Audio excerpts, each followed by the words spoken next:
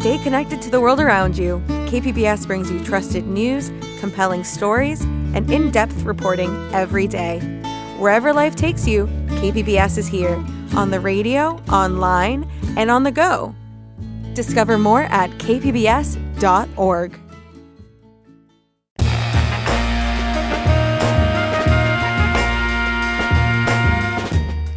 Welcome in, San Diego. It's Jade Hindman. Comic-Con is just about here, so we'll preview Indigi-Con and Afrofuturism Lounge. This is KPBS Midday Edition, connecting our communities through conversation.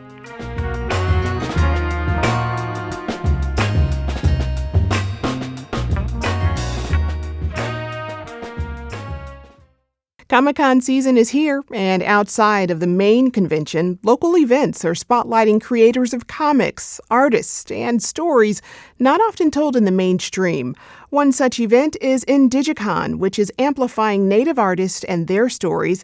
I'm here with two of the organizers, Katie Walkowitz, who is a faculty director at the Indigenous Futures Institute, otherwise known as IFI. She is also a professor of literature at UC San Diego and an enrolled member of the Cherokee Nation. Also, Cheg Lowry. He is the executive director of the IFI, as well as a comic book creator.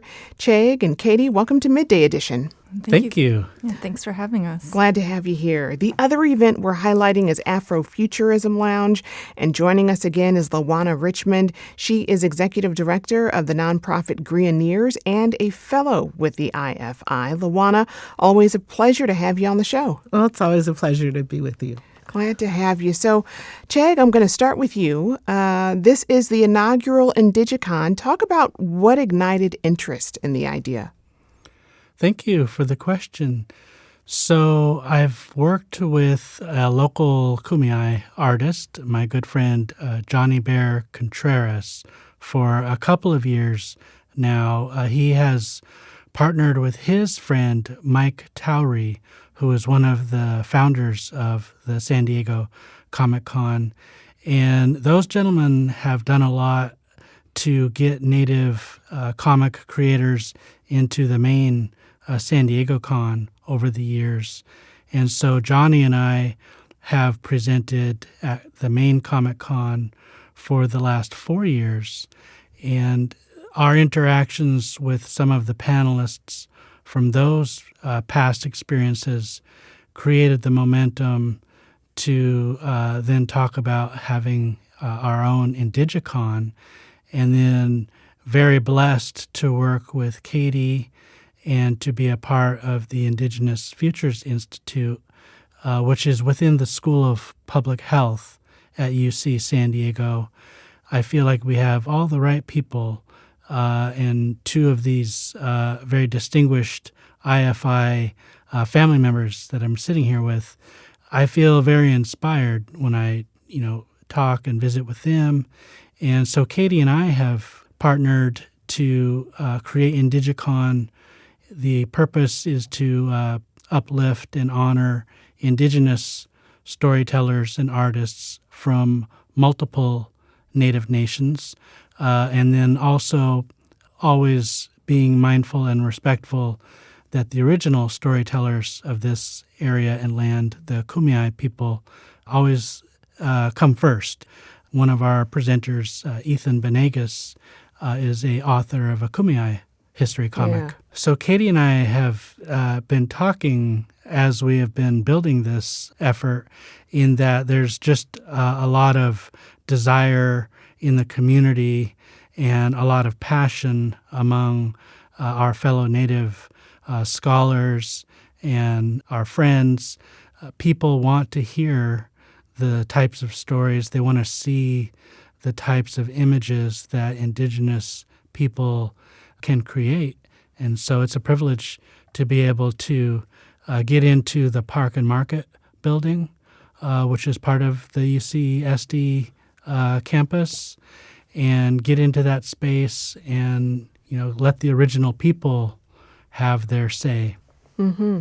Well, Katie, you've been a driving force in organizing the con.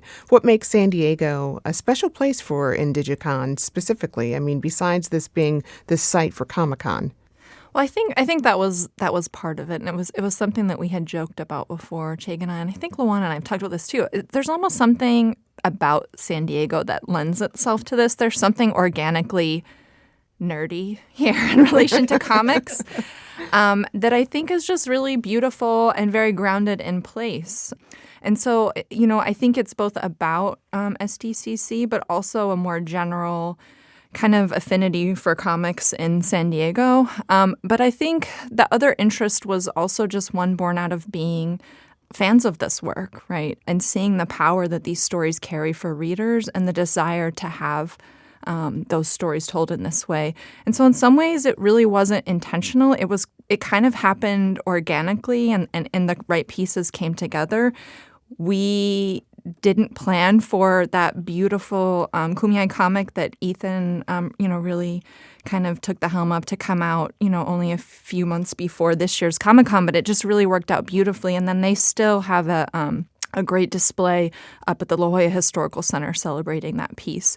So I think it's one part just San Diego, and the second part being having just the right people and community together over the years. I mean, I think that's one of the things that's really special about IFI is it's a lot of us who just really enjoy culture and enjoy ideas and collaboration and being together in space to be creative and really dream unapologetically. Yeah. Well, Luana, the Afrofuturism Lounge is now in its 8th year already. Remind us how the lounge first came about. Oh, my goodness. Me and some friends I hate to say it, we were kind of, talking about how the Black creators at Comic-Con are split up and they're in the same space all day, but they don't get to talk to each other. And we thought it would be nice to do like a little private party for all the creators we know. And someone suggested that we open it to the public. And so like maybe a month lead time, we opened it to the public and 750 people showed up. Mm-hmm. Wow. So there was a demand. Right. Yes. Well, I mean, from there to now, it's going to be at the Fleet Science Center this year. Yes. That's pretty exciting.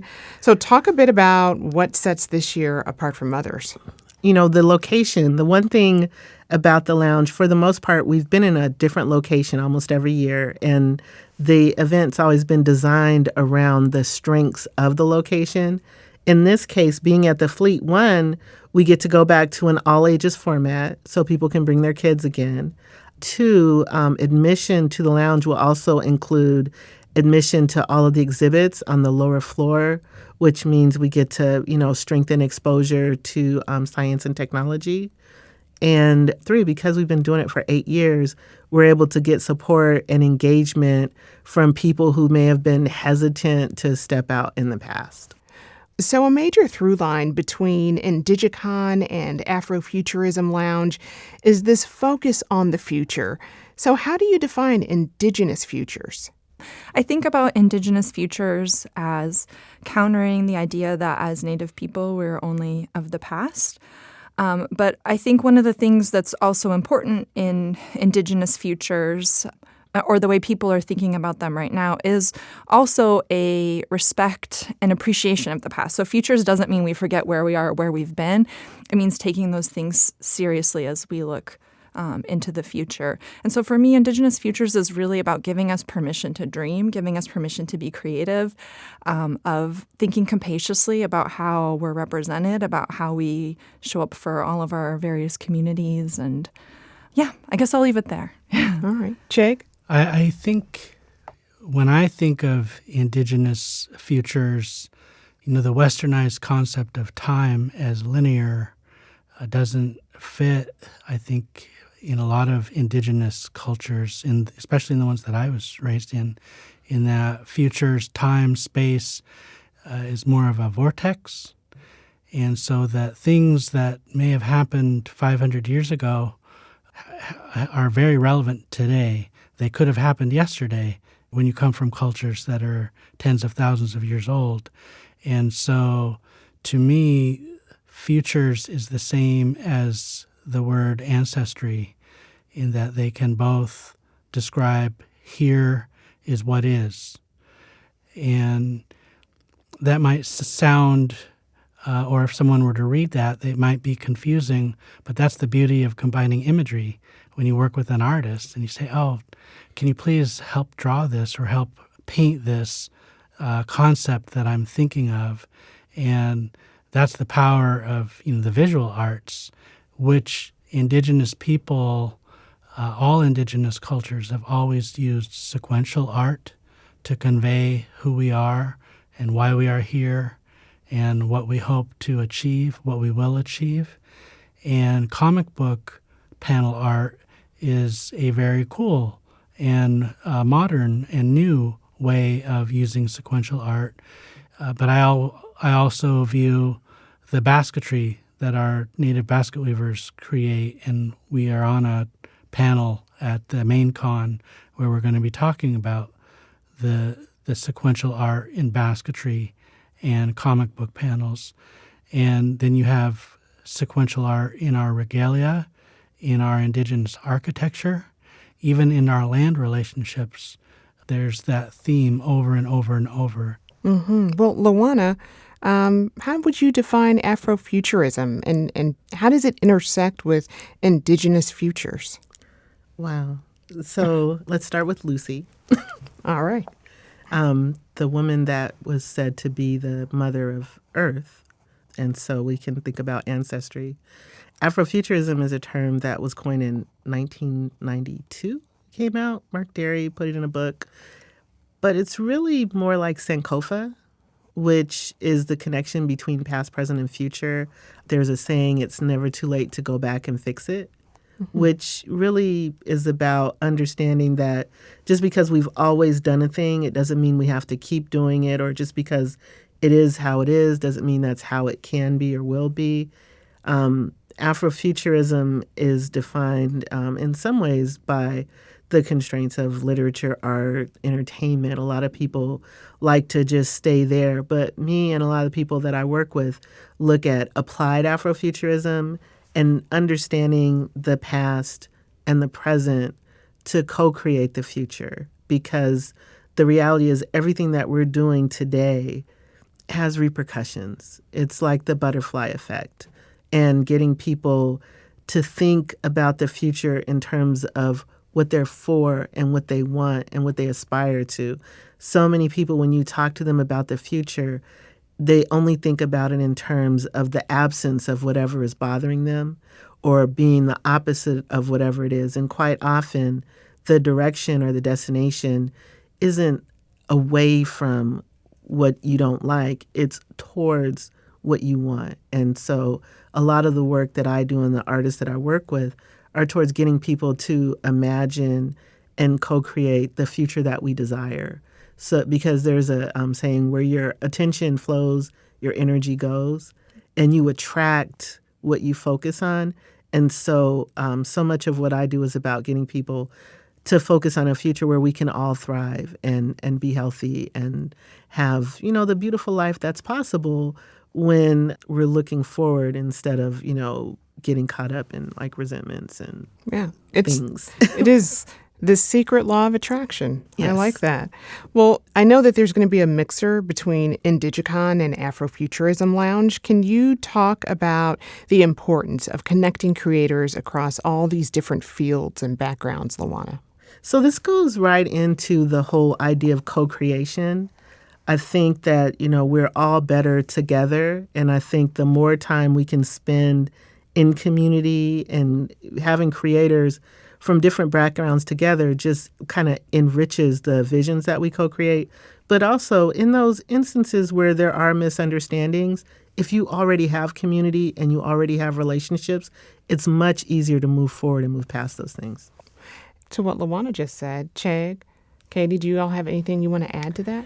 Well, I think one thing I always want to honor and appreciate is that indigenous futurisms or indigenous futures as like a sort of cultural movement or a literary movement or an aesthetic movement, however we want to think about it, is deeply indebted to Afrofuturism.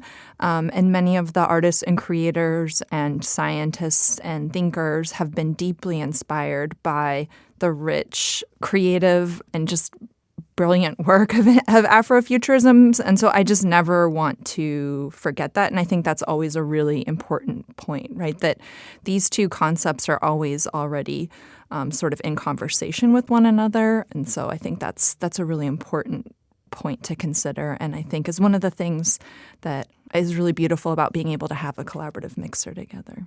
I think that Native people and Indigenous people and African American people were all people of rhythm. And by that I mean there's rhythm in when we connect with each other, and there's time and place that can draw us together in a good way. And I really feel like I feel very blessed that this is the time and place. Like, this is our rhythm. And together, when we get together at our mixer, good things are going to happen. Connections, creative ideas. And yeah, we're going to have a DJ and there's going to be dancing. So, there will be IFI dancing that'll happen too.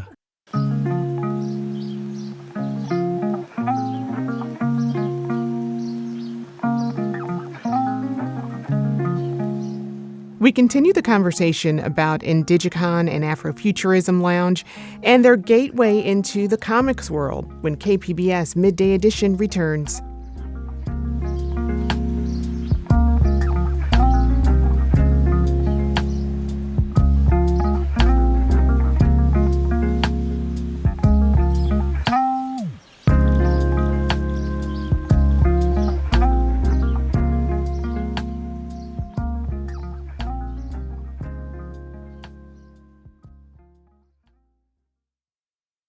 Welcome back. You're listening to KPBS Midday Edition. I'm Jade Hindman. We're continuing the conversation about two events spotlighting the connection between comic creators, Indigenous artists, and Black artists. I'm here with two of the organizers of Indigi-Con, Katie Walkowitz, Faculty Director at the Indigenous Futures Institute, and Chag Lowry, Executive Director at the IFI. Also, Luana Richmond, Executive Director of Grioneers. She is also a fellow at IFI and an organizer of Afrofuturism Lounge. So I'd love to talk about all of your relationships to comics and art. Chag, I know you grew up reading comics and became an author and publisher yourself. Talk a little bit about your own journey. So I was always inspired by the lack of Native characters in stories, in books, and in comics. When I was younger, I would often, pull comic books off of the rack at bookstores or different stores. And so I, like Batman, I made a vow to myself that one day when I grew up, I was going to tell my own story and I was going to take charge and I was going to be responsible. And so that's why I publish my own comics now. It's very important as Native writers and artists that we own as much of the publishing process as possible, because we haven't, as Native people, for a large part of this country's history. Our narrative and our imagery has often been told and owned by outsiders. And so as an educator, I've worked in PBS and I've taught in schools, but I made the choice to go into pop culture and comics probably about 20 years ago because I did see that comic books were becoming the foundation for a lot of, the multimedia, the films. And that's what, unfortunately, educates a lot of non-Native people about what they think Native people and Native culture and Native history is. Well, Luana, what was your gateway into this world? I was addicted to reading. My cousins used to call me Miss Read. And so I would read everything. My mom would buy me books, but comic books kind of filled the gap in between. And so I would just, when we were at the store, I would throw a comic book into the cart and started reading everything from fairy tales to Archie and Veronica and just whatever. And as I got older, the content shifted. And it was never a thing that I like, oh, this is what I'm going to do. It was just part of what I consumed in the process of consuming content. And I looked up and, it was never like, I'm going to do this for a living. All of it was just fun and entertainment. And even doing the Afrofuturism Lounge, it was literally something we were doing for fun. And so this is where it is. It's not even work. Well, it's work. You're like, wait a minute. But it's happy work. I mean, Okay. yeah. I get to, promote my friends and hang out with and meet people that I used to quote when I give a lecture. I'm hashtagging that. Happy work. It should be a thing. All right. Well, Katie, I know you're relatively new to the comics realm. You recently taught your first comics class. Why do you see comics as one of the best ways to tell Indigenous stories? Yeah, thank you. Yeah, I am a later in life comic fan. I joke that when I was younger, I was already into sci-fi and video games and D&D, and you can only have so many of those kinds of hobbies if you were someone my age and still, have some standing in high school and junior high at that time. But yeah, I fell in love with comics maybe 10 or 15 years ago, and in some ways very organically in a lot of the ways that Luana was describing. But I think I was lucky enough to teach my first full class fully dedicated to comics this fall, but I've been teaching graphic memoirs and comics for a few years now in my courses, and I think there's a variety of reasons they're powerful to students. I think absolutely to Cheg's point, especially when teaching students about, Native story, comics are some of the most dynamic and powerful spaces for creators to do that right now. They're more affordable than making a movie or a TV show, right? Although we can still use a lot more support to make sure that these publications continue to circulate. But they also invite space for imagination, and there's not a requirement for the creators or characters to be representative of a whole people or all Native people ever, including hundreds and hundreds of different communities. And so I think comics give us the permission to be creative and to really insist that it doesn't have to be a particular cookie-cutter idea of what a Native person is. There's a lot more freedom that's already baked into the idea of comics because of the assumption that you're going to find superheroes and fantastical things. And so I think also that, we're sort of in a moment where many of us consume both text and visual culture constantly, whether we want to or not, day in and day out. And so I think many of us are already predisposed to engaging with material in that way. And so I find that they teach really well in class, and they allow students to really think about story and visual literacy in ways that are really relevant to the cultural moment we're living in. Luana? Yeah, I was going to say, unless you're Ryan Coogler, if you have an original idea or story, it's better to do it as a comic book first in order to maintain and retain control of your IP. Like Cheg has done with all of his because comics. that deal that he negotiated is so rare. Yeah. So with that as a consideration, if you already own the IP through your comic books, then any movies that are made out of it, you still own the IP. And for people who don't know what IP is? The intellectual property. And intellectual property is so important when you get into creative space. Right. He's got, he'll have checks coming for a very long time with that move that he made.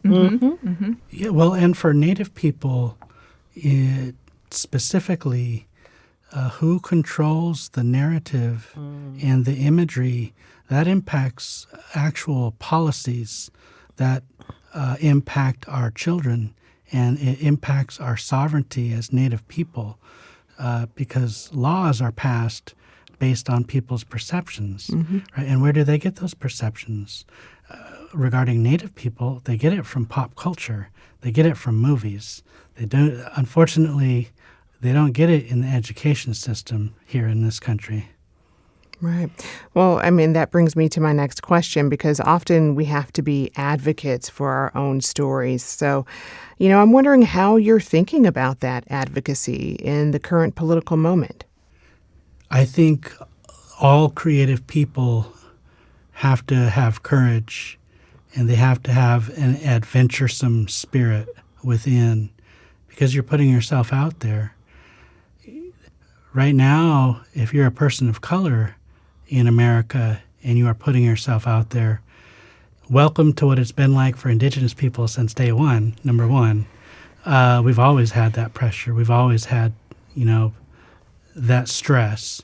So I appreciate very much anybody who puts their stories out, who creates the work that the rest of us can look at and feel emotions, be inspired by, and take action, right? That's why repressive governments, they don't want educated people. They don't want artists out there because, you create critical-minded people who question things, right? They don't want young people questioning things in this country right now. And so I do feel like in many ways the rest of the country is kind of joining us as Native people in the sense of, you know what, we have this pressure and stress, and it's hard to kind of verbalize. What I did with my stress in that regard is I created a comic where my comic book character is like an Avenger. The story is called Follow the Water, and the character is a Native man who happens to be a sheriff in the late 1800s. So all of my stress, my inability to verbalize what I was feeling, I created this character, and he does things in my comic. And I'm like, okay, now I can exist back here in the real world. Mm-hmm. Yeah, everybody's got to have that outlet. Luana? So the Boondocks. Yes. So basically, Aaron McGruder was great in terms of social commentary before there was a cartoon on TV.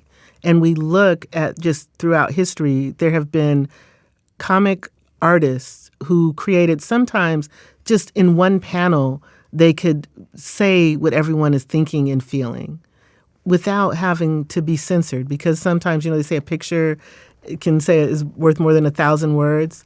A really well-drawn image can help people conceptualize things that, like sometimes you feel like something is off, but you can't really put it into words, or you wonder if you're the only person who feels that way. But you can see a comic in the newspaper or nowadays a meme and really, understand and be activated in ways that a newspaper article might not do. Yeah, I want to kind of see if I can thread the needle through the beautiful points you both made and things we said earlier. And that I think also a lot of the work that we're creating or advocating for is also about joy and healing. And I think that there's a strong desire on the part of many, many people for that. So I come to this question when you asked that, I thought about it as a teacher. What do I see young people interested in? And I mean it, that specifically what they're interested in, not what I try to force them to be interested in. I think anyone who thinks that you can convince young people to think a certain way has not spent a lot of time with people in their early 20s. That's just not how it works, right? But I see a real yearning and a hunger with my students for work like this because of its sort of relentless, unapologetic commitment to joy and to healing. And so I think that takes us back to an idea of futures that doesn't try to ignore the past, but grapples in a way that is also trying to reckon with a future that we can all live in together in a healthy manner. And so that's some of what I think about. And to kind of be even more concrete, I think I see many of my students, most of whom are not Native or Black, finding a lot of power in these stories because there's a sense, kind of to Luana's point of like you feel something but you don't know how to say it, a grounding in hearing these narratives and a better understanding of stories. And I'm thinking really specifically of the powerful work the Kumeyaay comic is going to do. If you live in San Diego, have students who feel a sense of knowing that they live in the beautiful homelands of Kumeyaay people, but not fully understanding what that means and feeling that loss and wanting to be in a better relationship to that place and understanding, if you've lived somewhere since time immemorial over 10,000 years, you know it pretty well. And so how can we be guided by the beautiful stewardship of Kumeyaay and other Southern California Native people who've been caretakers of this land for so long? Well, before I go, is there anything else anyone wants to add? Yeah, joy is resistance. And so if anyone's missed the point, in addition to whatever things get discussed, we really want to make sure people have a good time, because in times like this when, the world is what it is, it's important for us to remember to enjoy and take pleasure in the company of one another. Couldn't have said it better myself. All right. I've been speaking with Luana Richmond, Executive Director of the nonprofit Greeneers, a fellow with the Indigenous Futures Institute, and the organizer of Afrofuturism Lounge, also IFI Faculty Director Katie Walkowitz and Executive Director Cheg Lowry, who both co-organized Indigi-Con. Afrofuturism Lounge will take place at the Fleet Science Center tomorrow, July 24th, and Indigi-Con will kick off on Friday, July 25th, and Sunday, July 27th at UCSD Park and Market in downtown. Luana, Katie, Cheg, great conversation. Thank you all for joining me today. Thank you for having us. Thank you.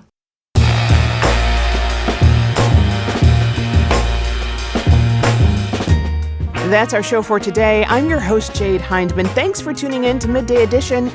Be sure to have a great day on purpose, everyone.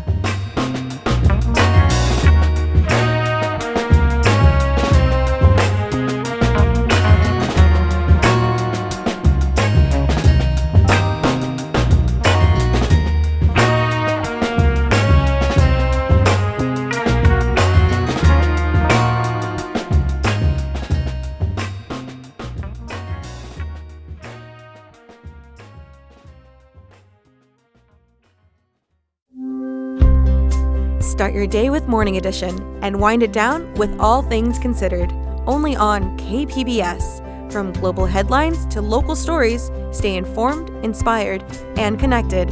Tune in daily or listen anytime at kpbs.org.